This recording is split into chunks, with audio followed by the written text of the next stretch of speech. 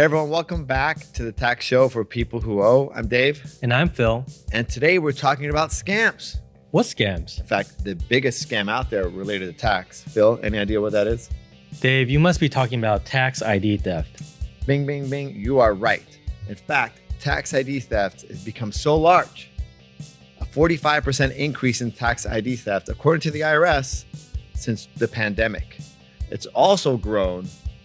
This last year in tax filing season, the IRS also flagged 1 million returns, totaling how many refunds, potential refunds? $6.3 billion in refunds. That's a lot of zeros. That could have been going out to you and maybe got to you because the IRS flagged it before someone else stole your refund from under you. All right, Phil, so let's talk about what tax ID theft is and how it manifests itself in the tax world. Right. I think one of the key things, as you know, is they steal your social security number. Right. And by doing that, they have access not only to your wages, more importantly, your withholdings on the wages that you earn, which generates those refunds and goes to their bank accounts instead of yours. So they're essentially using, to break it all down, your social security number to file a refund, getting access to the withholdings so they get the refund back by filing a return. Right. And second, most commonly, they may even steal your dependent's social security number, increasing their own personal household size, making them eligible for child tax credits and other credits that are refundable to you. So the larger the refund, right, the more scammed you are. Okay, so it's important we also cover how you can help prevent this from happening. Before we go into the details, what happens after? Phil, how can we help tell taxpayers out there to help them prevent this? Well, the very first step I would encourage everyone to do is apply for an IP PIN. Very important. What is that? IP PIN protects your tax account to make sure that you can't file a return without putting that PIN number that's unique to yourself into the system. So that's something different than a social security number. How do we go about it? Well, an easy way to go about it is signing up here online for your IRS account, requesting it online. If you don't have access to your account, you can also request it in writing. So can the IP PIN be scammed and taken? With any cat and mouse game, even that can be stolen, but it just definitely adds a layer of protection that every taxpayer should have. Okay, sounds good. So now we talked about proactive measures. How do taxpayers find out they've been scammed? Unfortunately, it's often too late. It's usually when they go to file their return, they find out the return has been rejected through e-filing, and so they have to file a paper return. A paper return. So many of you guys may have had a rejected e-file attempt. Your tax preparer says, I can't submit it. That may be because you're scammed. Not always. There's a lot of rejection reasons, but it could be one of the reasons. Okay, any other way a taxpayer could find out that you've potentially been scammed? Well, you can check your credit report and find that you've been compromised, which is a strong indicator that you should definitely check your IRS account as well. So if you've been scammed in one area, you should check everything. Correct. Okay.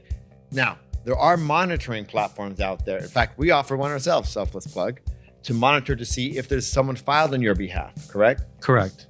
Where can taxpayers get that information without our service, or where other services are out there? Going direct to the source is always recommended, IRS online account, but sometimes it's hard to sign up. So, ourselves included, we offer an easy way to get access to your tax account. Okay, we'll talk about that later. Now, what do you do as a taxpayer if you've been scammed? Last question for you, Phil. Right. It's not as simple enough as filing a paper return. As I mentioned earlier, you have to file an ID theft affidavit along with that return. And unfortunately, right now, the wait time is over 22 months to get an ID theft case resolved. It sounds a lot like if you were scammed for a credit card, the process.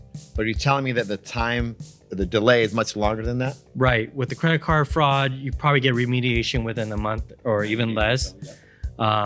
But like I mentioned, it's 22 months or 675 days to get an ID theft case resolved with the IRS currently. There's also another side of this equation when you deal with tax ID theft that really isn't talked about as much. We happen to see it here at Optima because we represent what type of taxpayers, Phil? Taxpayers who owe. Okay. You may come to us wondering where this tax bill came from.